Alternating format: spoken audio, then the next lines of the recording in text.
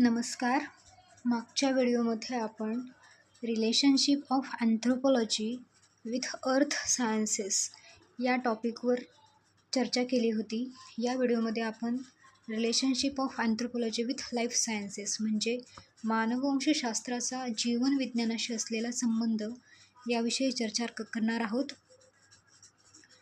तर मानववंशशास्त्र व जीवनविज्ञान हे खोलवर संबंधित आहेत. विशेषतः जैविक मानववंशशास्त्र या उपक्षेत्राद्वारे म्हणजे मानववंशशास्त्र हे जे जीवनविज्ञानाशी आपण संबंधित आहे म्हणतोय, ती मानववंशशास्त्राची कुठली शाखा आपण जास्तरित्या जीवनविज्ञानाशी संबंधित करू शकतो, तर ती जैविक मानववंशशास्त्र ही शाखा म्हणजे बायोलॉजिकल अँथ्रोपोलॉजी ही शाखा.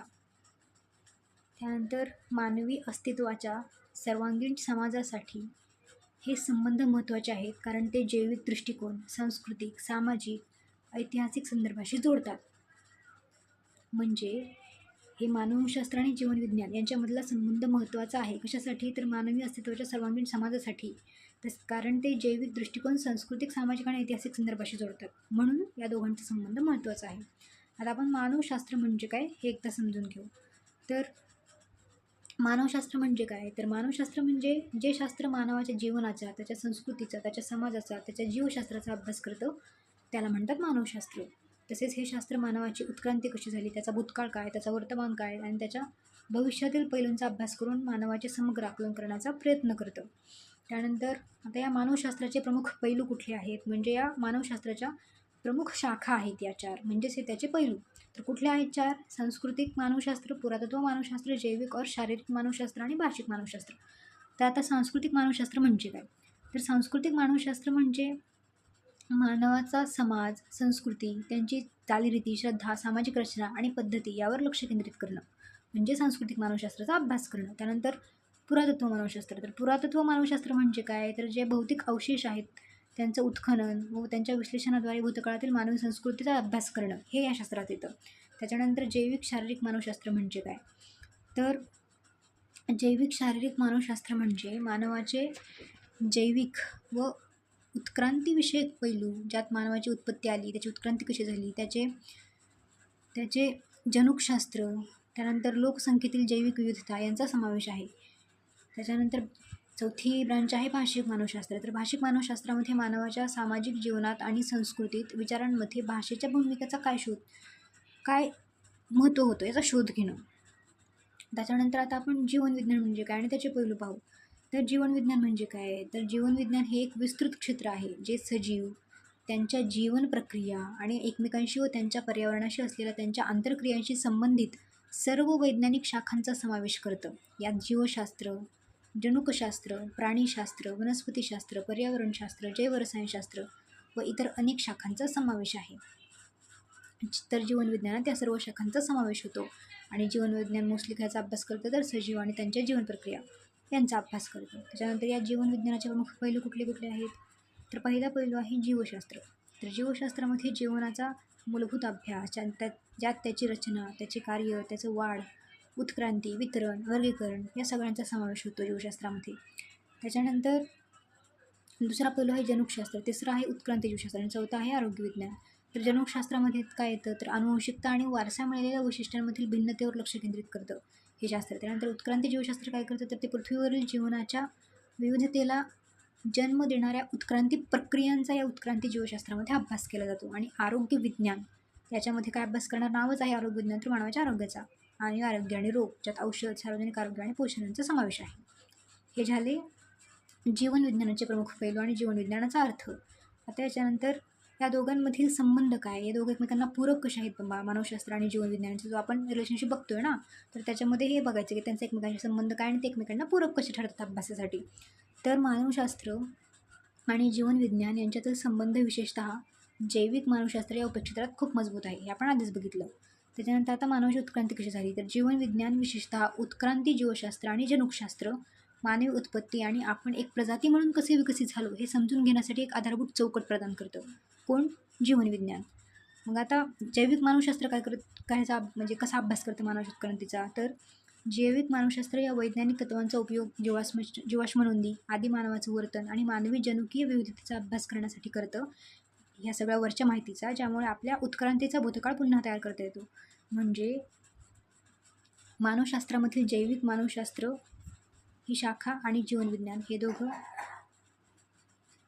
एकमेकांच्या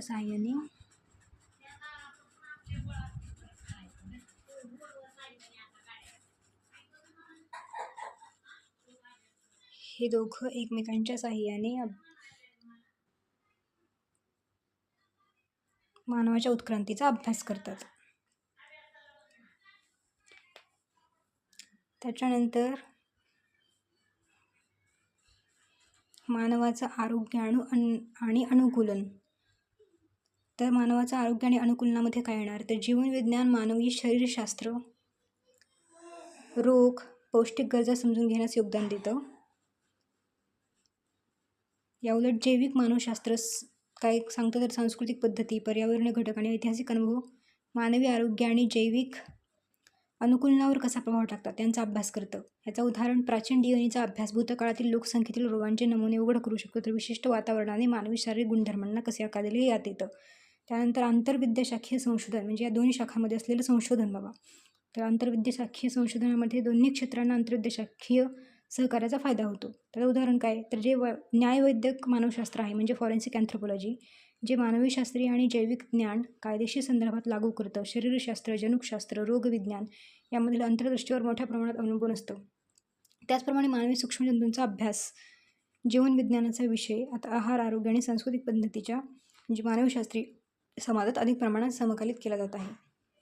त्यानंतर समग्र आकलन. जीवनविज्ञान अनेकदा विशिष्ट जैविक यंत्रणांवर लक्ष केंद्रित करत असताना मानवशास्त्र जैविक समजांना सांस्कृतिक, सामाजिक आणि ऐतिहासिक संदर्भाशी एकत्रित करून एक समग्र दृष्टिकोन प्रदान करतं. यामुळे मानवाची विविधता आणि समानतेचे अधिक पूर्ण चित्र मिळतं. तर आता काय बघणार आपण की जीवनविज्ञान विषयांचा मानवशास्त्रांशी जवळचा संबंध आहे, तर तो कसा.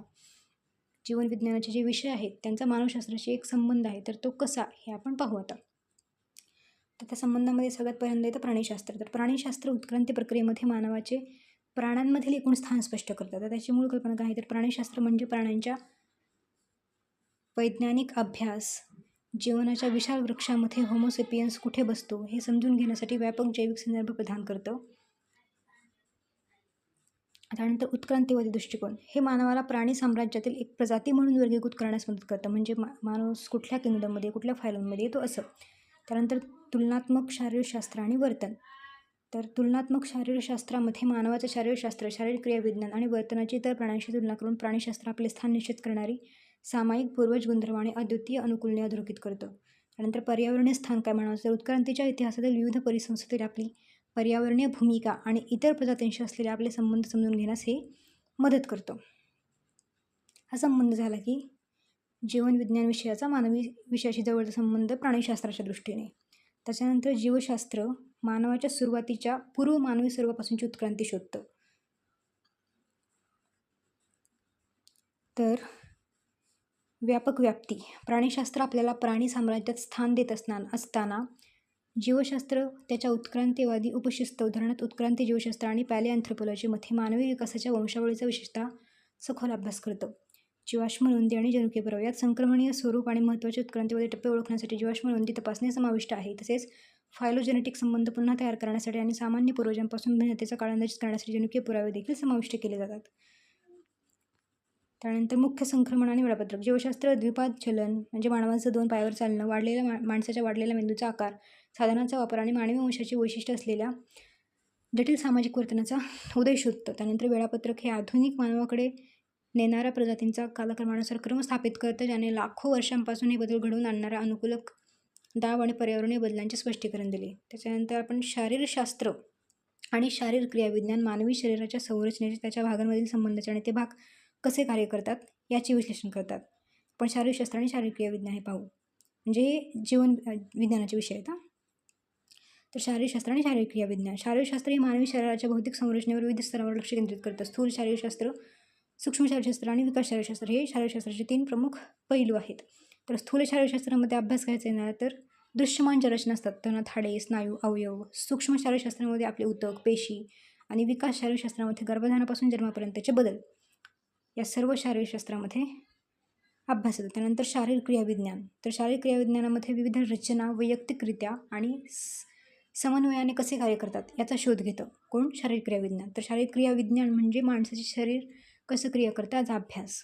मग त्याची अवयव प्रणाली आणि त्याची पेशी व आणि प्रक्रिया याचा अभ्यास केला जातो. तर अवयव प्रणालीमध्ये माणसाची मज्जासंस्था कशी कार्य करते, रक्ताभिसरण संस्था, श्वसन संस्था, पचन संस्था कशी कार्य करते, पेशी व आण्विक प्रक्रिया, जीवनाचे कार्य सक्षम करणाऱ्या मूलभूत रासायनिक आणि भौतिक प्रक्रिया यांची पण कार्य कशी होतात याचा अभ्यास केला जातो. त्यानंतर परस्पर अवलंबन. तर जे शारीरशास्त्र आणि शारीरिक क्रियाविज्ञान अविभाज्य आहेत.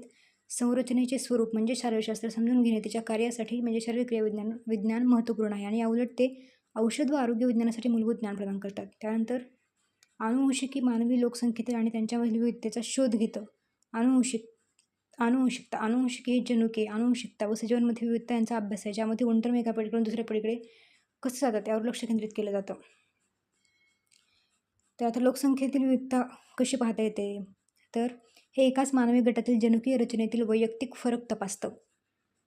म्हणजे भावंड वेगळी का दिसू शकतात, तर विशिष्ट रोगांची संवेदनशीलता विशिष्ट माणसांनाच का असते, यात पॉलिमॉर्फिझम येतं. उदाहरणार्थ रक्तगट, एचएलए प्रकार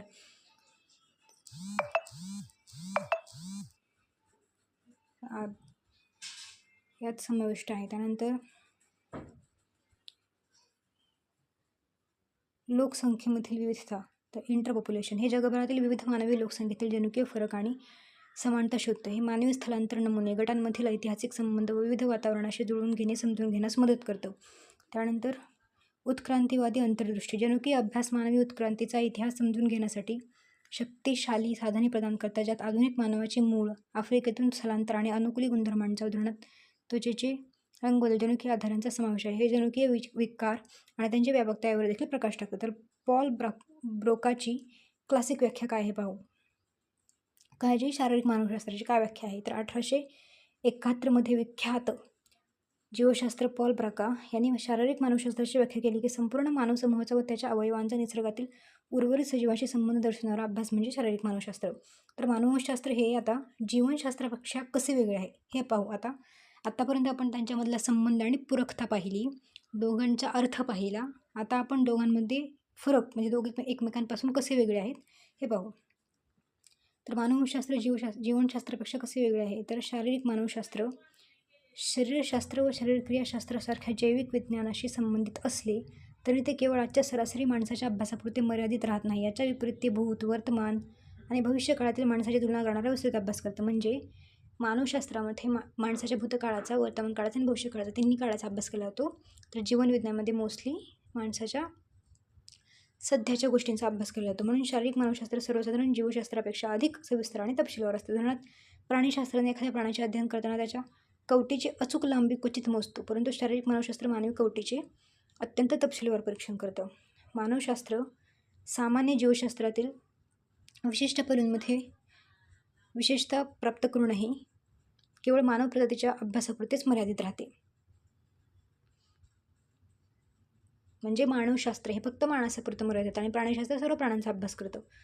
आता भौतिक मानवशास्त्रातील विशेष क्षेत्रे काय आहेत. काही मानवशास्त्रज्ञ प्रामुख्याने प्रीमॅन किंवा आर्मीच्या मानवस्वरूपाचा अभ्यास करतात. त्या क्षेत्राला फॉसिल माइंडचा अभ्यास म्हणतात. इतर जण मानव, कपी व माकडे यांसह प्रायमेट प्रजातींतील साम्यभेदांचा अभ्यास प्रायमेटॉलॉजी या क्षेत्रात करतात. तिसरी शाखा मानवी विविधता और मानववंश जीनशास्त्र म्हणूनही ओळखली जाते व ती वर्तमान ऐतिहासिक लोकसमूहातील अनुवंशिक शारीरिक विविधतेचे विश्लेषण करते. यात एखादा समूह विशिष्ट हवामानाशी कसा जुळून घेतो और काही लोकांना काही आजारापासून नैसर्गिक प्रतिकारशक्ती का लाभते या अशा प्रश्नांचा मागोवा घेतला जातो. तर अशा प्रकारे आपण relationship of anthropology with life sciences याचा अभ्यास केला आहे.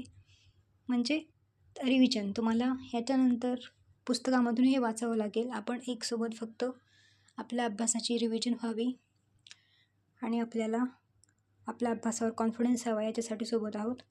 तर तुम्ही अभ्यास करत राहा. माझीही या अभ्यासामुळे मदत होत आहे आणि तुम्हाला व्हिडिओ आवडला असेल तर नक्की लाईक आणि सबस्क्राईब करा. आणि याच्या पुढच्या व्हिडिओमध्ये आपण relationship of anthropology with humanities या विषयावर चर्चा करणार आहोत. तोपर्यंत धन्यवाद.